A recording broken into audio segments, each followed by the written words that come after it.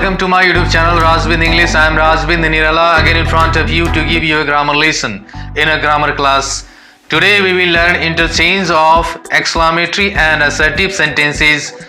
Before proceeding to the board, once again I have a request you guys that watch the video till the end. Don't leave the video, don't skip the video. If you do this, you will not understand this very important chapter.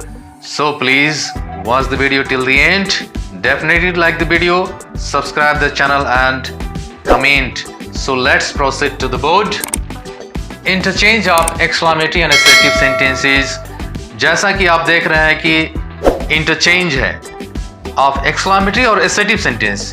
यह interchange of sentence या transformation of sentence के series का तीसरा video है. इससे पहले मैंने interchange of या transformation of assertive into negative, interchange of interrogative to assertive पर वीडियो बना दिया है. मैं डिस्क्रिप्शन बॉक्स में उसका लिंक दे दूंगा, आप ज़रूर उसको देखिएगा. आप अच्छी तरह से समझ जाएंगे उस वीडियो में क्या बताया गया है. अब यहाँ देखिए एक्सक्लामेटरी और एसर्टिव सेंटेंस. तो सबसे पहले हम लोग ये जान लें कि सेंटेंस कितने प्रकार के हैं. सेंटेंस 5 प्रकार के होते हैं, जिसमें से एक एक्सक्लामेटरी सेंटेंस भी होता है. वैसे एसर्टिव सेंटेंस या statement, imperative sentence, interrogative sentence, optative sentence और एक्सक्लामेटरी सेंटेंस. तो आज हम लोग एक्सक्लामेटरी सेंटेंस के बारे में जानेंगे. सबसे पहले यह जान लीजिए कि एक्सक्लामेटरी सेंटेंस है क्या. तो sentence that express some sudden और strong feeling of the mind such as surprise, happiness, sorrow, hatred, praise etcetera is called exclamatory sentence. मतलब क्या कर रहा है कि वह सेंटेंस जो यह एक्सप्रेस करता है, यह इजहार करता है, यह बताता है क्या, सडन और strong feeling of the mind, मनुष्य के मस्तिष्क का, मन का जो स्ट्रॉन्ग फीलिंग है, जो अति तीव्र आवेग है, या सडन फीलिंग, अचानक जो मन के अंदर जो फीलिंग आता है ना, भावना आती है, वह बताता है. जैसे कि सच एज सरप्राइज, कैसा भावना आता है, कैसी फीलिंग होती है. सरप्राइज, आश्चर्य करते हैं हम, सडन आता है ये. हैप्पीनेस, खुशी. सॉरो, दुख. हेट्रेड, घृणा. प्रेज, प्रशंसा, एक्सेट्रा, ये सब क्या है, हमारे मन के आवेग हैं. सडन और स्ट्रॉन्ग फीलिंग होता है, इज कॉल्ड एक्सक्लामेटरी सेंटेंस. को ही हम एक्सक्लामेटरी सेंटेंस कहते हैं. जैसे कि हम कोई चीज देखते हैं, कहते हैं what a fool you are, what a beautiful sight it is, what a great sight it is, what a lovely sight it is. हम ऐसा कहते हैं. तो ये सब क्या है, ये सभी सडन फीलिंग है.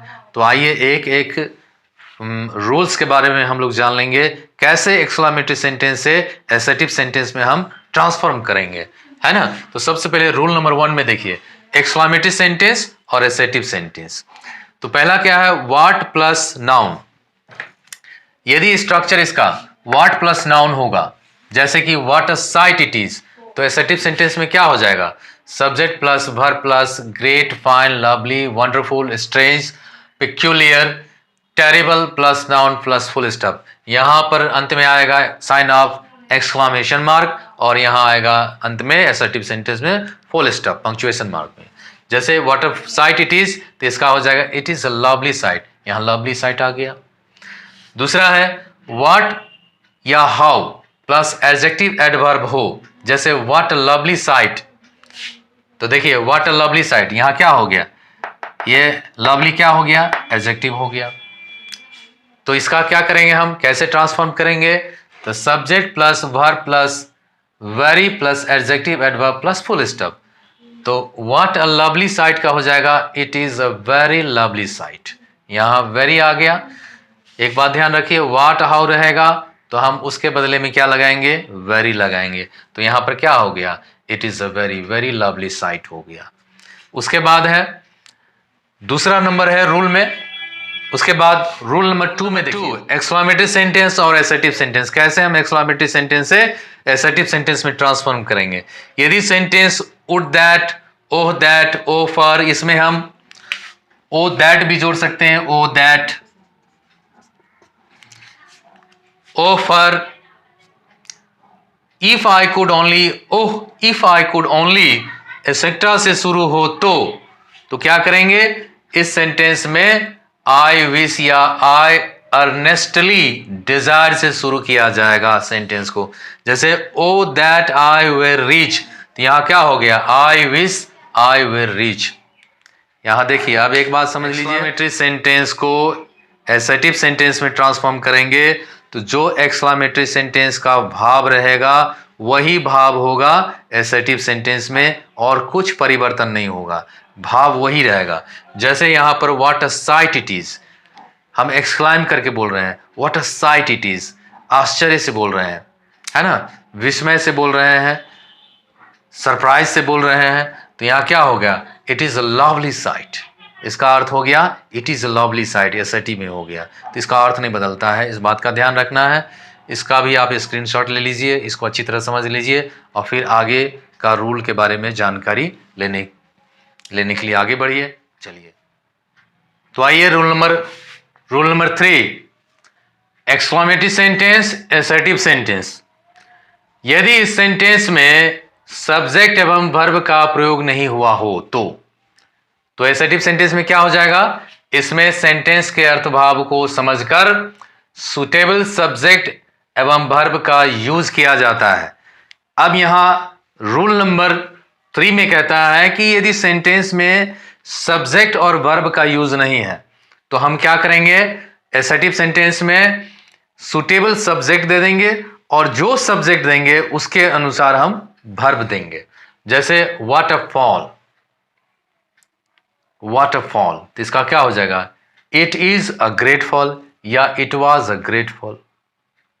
वाटरफॉल, कैसे गिरा, क्या आश्चर्यचकित, अब इसमें एक्सक्लाइम करके बोला जाता है, वाटरफॉल कैसे गिरा, कैसे गिरना हुआ, तो it is a great fall या it was a great fall. What a man, कैसा आदमी, he is a strange man, वह एक अजीब आदमी है, he is a strange man, वह एक अजीब आदमी है। Rule number 4, exclamatory sentence, assertive sentence. यदि इस सेंटेंस के दो भाग हो और एंड से जुड़े हो, मतलब एक्सक्लेमेटरी सेंटेंस के दो भाग हो और एंड से जुड़े हो, जैसे यहां देखिए saint and afraid of ghost, ये सेंटेंस के दो भाग हैं, एक सेंट है, अफ्रेड ऑफ घोस्ट है, और दोनों किससे जुड़ा है, एंड से जुड़ा है। अगर ऐसा होता है तो इसमें इट इज प्लस एडजेक्टिव, और एडजेक्टिव में क्या होगा, strange, astonishing, shocking, mean plus that clause के रूप में लिखा जाएगा और उपयुक्त सब्जेक्ट के बाद शुड का यूज किया जाएगा। मतलब जब ऐसा हो, दो पार्ट हो और एंड से जुड़ा हो, तो हम शुरू करेंगे किससे, इट इज से शुरू करेंगे। जैसे इट इज और एडजेक्टिव में हो गया स्ट्रेंज, अब यहां से दैट क्लॉज शुरू हो गया, that saint should be afraid of ghost. तो क्लॉज के दो भेद है, एक प्रिंसिपल क्लॉज है, एक सबऑर्डिनेट क्लॉज है। मैंने अभी तक क्लॉज पर वीडियो नहीं बनाया है, मैं बहुत जल्दी इसके बाद ही मैं क्लॉज पर वीडियो बनाऊंगा, जरूर देखते रहिएगा। चैनल को सब्सक्राइब कीजिएगा तो जरूर आपको नोटिफिकेशन मिल जाएगी और आप समझ सकते हैं। तो चैनल को सब्सक्राइब जरूर कर लीजिएगा ताकि इसके बाद जो वीडियो बनेगा उस वीडियो लेसन को आप पढ़ सकते हैं। दूसरा है a soldier and afraid of bullet. वह सोल्जर और एक बुलेट से डरता है, तो इसका क्या हो जाएगा, it is a strange a shocking that a soldier should be afraid of. यह स्ट्रेंज की बात है, यह अनोखी बात है, या एक शॉकिंग बात है, मतलब एक आघात लगने वाली बात है कि एक सोल्जर को बुलेट से डरना चाहिए, है ना, आप समझ गए। अब देखिए उसके बाद rule number 5, exclamatory sentence, assertive sentence. अब देखिए यदि सेंटेंस इन्फिनेटिव 2 + V1 से शुरू हो तो, मैंने इन्फिनेटिव, जेरेंड और पार्टिसिपल पर वीडियो बना दिया है, मैं डिस्क्रिप्शन में लिंक दे दूंगा, उसको भी देख लीजिएगा। तो इन्फिनेटिव वर्ब किसे कहा जाता है, वह बेस वर्ब जिसके पहले टू लगा रहता है। तो यदि सेंटेंस इन्फिनेटिव +2 + V1 से शुरू हो तो क्या करेंगे, यह it is strange plus that clause के रूप में होगा। जैसे to think of is winning a prize, यह सोचना कि वह इनाम जीत सकता है, तो इसका हो जाएगा it is strange that he should win a prize. यह एक अनोखी बात है कि वह प्राइज भी जीत सकता है। तो इस तरह से हम एक्सक्लाइम करते हैं तो एक्सक्लामेटरी सेंटेंस को जब हम ट्रांसफॉर्म करते हैं एसर्टिव सेंटेंस में, तो क्या इसके अर्थ भाव में कोई परिवर्तन आया? नहीं आया। आप लोगों ने देख लिया। इसका भी अब स्क्रीनशॉट ले लीजिए और इसको अच्छी तरह समझिए, फिर इससे आगे देखिए। रूल नंबर 6 में है एक्सक्लामेटरी सेंटेंस और एसर्टिव सेंटेंस। यदि sentence how plus adjective of से शुरू हो तो इसमें subject plus verb plus adjective enough plus infinitive plus subject plus full stop का प्रयोग करेंगे। जैसे यहाँ देखिए, how foolish of her to marry me, यहाँ हाउ हो गया, फुलिश एडजेक्टिव हो गया, ऑफ हो गया, तो how foolish of her to marry me, इसका क्या हो जाएगा? She was foolish enough to marry me. मुझसे शादी करना उसकी कितनी मूर्खता थी। तो she was foolish enough to marry me, वह पूर्णतः मूर्ख थी मुझसे शादी। Kind of him to save me, तो इसका क्या हो जाएगा? He was kind enough to save me. उसकी दयालुता थी कि मुझे उसने बचाया, और ही वॉज काइंड इनफ, वह पूर्णतः दयालु था जो उसने मुझे बचाया। रूल नंबर 7 है एक्सक्लामेटरी सेंटेंस और एसर्टिव सेंटेंस। यदि सेंटेंस एलएस से शुरू हो तो इसमें इट इज एक्सट्रीमली सैड या it is sad to think का यूज किया जाएगा। जैसे देखिए, alas they were ruined, alas का प्रयोग होता है दुख या शोक प्रकट करने के लिए। आह, वे बर्बाद हो गए, तो इसका क्या हो जाएगा? It is extremely sad that they were ruined, यह अत्यधिक दुख की बात है कि वे बर्बाद हो गए। Alas that he should die so young, ah, बहुत युवावस्था में उसकी मृत्यु हुई, तो इसका क्या हो जाएगा? It is sad to think that he should die so young, यह सोचना दुख की बात है कि वह अत्यधिक युवावस्था में मर जाए। तो इस तरह से इसका हम भाव देख रहे हैं, जो भाव इसका है वही भाव इसका भी है, इसमें कोई परिवर्तन नहीं हो रहा है। तो अब आगे आइए, देखिए, अब हम लोग कुछ इंटरजेक्शन का प्रयोग करेंगे सेंटेंस में, एक्सक्लामेटरी सेंटेंस में, इसीलिए हमने यहाँ पर कुछ इंटरजेक्शंस वर्ड लिख दिए हैं। इंटरजेक्शन जैसे कि हरा, एलास, ओह, आह, ब्रेवो, लो, हार्क, हस, वेलकम, हेलो, पुह, फाई एक्सेट्रा, ये सब इंटरजेक्शन शब्द हैं। इनका यूज़ दुख प्रकट करने के लिए भी होता है, जैसे हुर्रा हो गया, इसका यूज होता है खुशी प्रकट करने के लिए। एलास, ओह, आह, दुख प्रकट करने के लिए। ब्रेवो शाबाशी प्रकट करने के लिए। लो, हार्क, हस, ध्यान आकर्षित करने के लिए। वेलकम, स्वागत करने के लिए। हेलो, किसी को अपनी ओर ध्यान आकर्षित करने के लिए हेलो सुनिए। पुह, फाई, पुह घृणा व्यक्त करने के लिए, और फाई जैसे कहते हैं धिक्कार व्यक्त करने के लिए, एक्सेट्रा। ये सभी क्या है? इंटरजेक्शन, वर्ड्स ऑफ इंटरजेक्शन है। अब हम लोग जो एक्सक्लामेटरी सेंटेंस को एसर्टिव सेंटेंस में ट्रांसफॉर्म करेंगे, उसमें ऐसे इंटरजेक्शन के शब्द का प्रयोग होगा, एक्सक्लामेटरी सेंटेंस में होगा, जिसको हम एसर्टिव में ट्रांसफॉर्म करेंगे। फिर आगे देखिए, एक्सक्लामेटरी सेंटेंस और एसर्टिव सेंटेंस। यदि यह सेंटेंस ब्रेवो, हरा, फाई, फाई जैसे एक्सक्लामेटरी साउंड से शुरू हो तो इसको क्या करेंगे? इसमें एक्सक्लामेटरी साउंड निम्न प्रकार बदलेगा। ब्रेवो प्लस सेंटेंस क्या हो जाएगा? It is matter of praise plus that clause. Hurrah plus sentence हो जाएगा it is matter of delight या joy plus that clause. Fie, fie plus sentence हो जाएगा it is matter of contempt plus that clause. अब जैसे यहां sentence देखिए, bravo, you have done well. Bravo का यूज होता है प्रशंसा करने के लिए।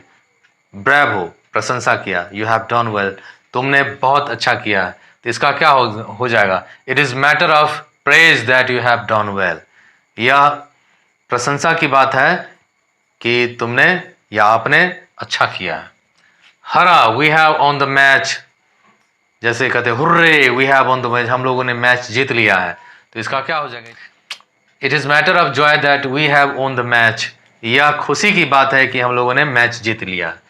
Phi, fie, your dress is dirty, है ना, निंदा की जा रही है इसमें। फाई, फाई, बहुत घटिया ड्रेस है तुम्हारा ड्रेस बहुत ही गंदा है। Matter of contempt that your dress is dirty, यह निंदा की बात है कि तुम्हारा ड्रेस गंदा है है ना। तो इस तरह से इसका भी स्क्रीनशॉट ले लीजिए और इसको अच्छी तरह समझिए कैसे एक्सक्लेमेटरी सेंटेंस का ये रूल 8 में जो इंटरजेक्शन के वर्ड्स हैं एसर्टिव में बदल जाते हैं। इसका प्रैक्टिस भी कीजिए। अभी मैं एक और रूल लिख देता हूँ, फिर उसके बाद मैं इवैल्यूएशन के लिए एक्सरसाइज दूंगा और आप एक्सरसाइज भी बना लेंगे। चलिए इसका भी स्क्रीनशॉट ले लीजिए, ठीक है। रूल नंबर 9, एक्सक्लेमेटरी सेंटेंस और एसर्टिव सेंटेंस। तो कुछ ऐसे भी एक्सक्लेमेटरी सेंटेंस हैं जब हम एसर्टिव सेंटेंस में ट्रांसफॉर्म करते हैं तो कोई भी रूल का यूज़ नहीं होता है। जितना भी रूल हम लोगों ने यहाँ भी पढ़ा है, किसी भी रूल का इसमें यूज़ नहीं होता है। तो हमें समझ करके सेंटेंस के अर्थ को समझ करके एसर्टिव में बदलना होगा। जैसे देखिए, अ student and afraid of study, विद्यार्थी और पढ़ाई से डर, विद्यार्थी और अध्ययन करने से डर। A student and afraid of study, छात्र और अध्ययन करने से डर। It is pity that the student should be afraid of study, यह दुख की बात है कि स्टूडेंट को अध्ययन से डरना चाहिए। That she should dare to oppose me, कि वह मेरा विरोध कर सकती है। It is strange that she should dare to oppose me, यह अजीब बात है कि वह मेरा विरोध करने का साहस करती है। अब यहाँ एक्सरसाइज है, एक तरफ एक्सक्लेमेटरी सेंटेंस और इधर एसर्टिव सेंटेंस। एक्सक्लेमेटरी सेंटेंस में यहाँ 7 सेंटेंस दिए गए हैं। 7 सेंटेंस को आपको अपने नोटबुक में लिखना है। मैं भी यहाँ लिख रहा हूँ, आप अपने नोटबुक में लाइए और इसको समझ लीजिए। जैसे how dark the night is, इसका हो जाएगा the night is very dark, the night is very dark.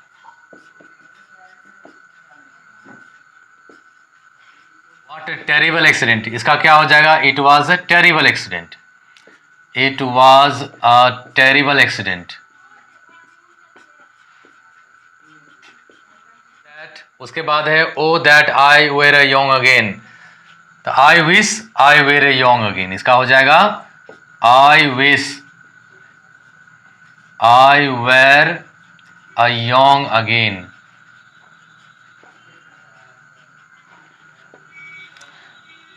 उसके बाद है a child and so. Exclamatory sentence में 2 पार्ट है और एंड से जुड़ा हुआ है, तो अब इसको क्या करेंगे हम, a child and so brave का हो जाएगा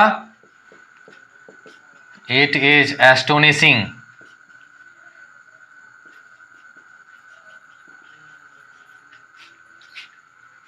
या हो जाएगा strange that a child should be so brave. Alas he is no more, आह वह दुनिया में अब नहीं रहा, तो इसका हो जाएगा it is sad that he is no more, he is no more. Such a man he is, इसका हो जाएगा he is a strange man.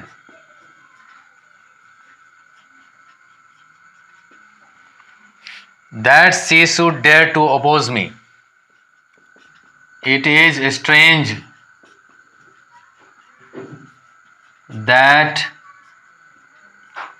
she should dare to oppose me.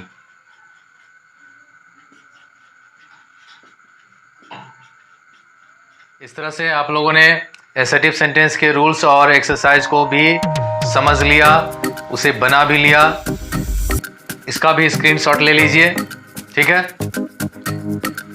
तो आज के लिए इतना ही। यदि अब तक आप मेरे YouTube चैनल को सब्सक्राइब नहीं किए हैं तो सब्सक्राइब जरूर कर लीजिए, लाइक कीजिए, बेल आइकन को दबाइए ताकि हर वीडियो की नोटिफिकेशन आपको मिलती रहे। नोटिफिकेशन मिल जाएगी और उस वीडियो को आप देख करके उस लेसन को आप समझ सकते हैं, उस वीडियो लेसन को आप पढ़ सकते हैं। तो आज के लिए इतना ही। Thank you very much. Have a nice day, have a nice dream.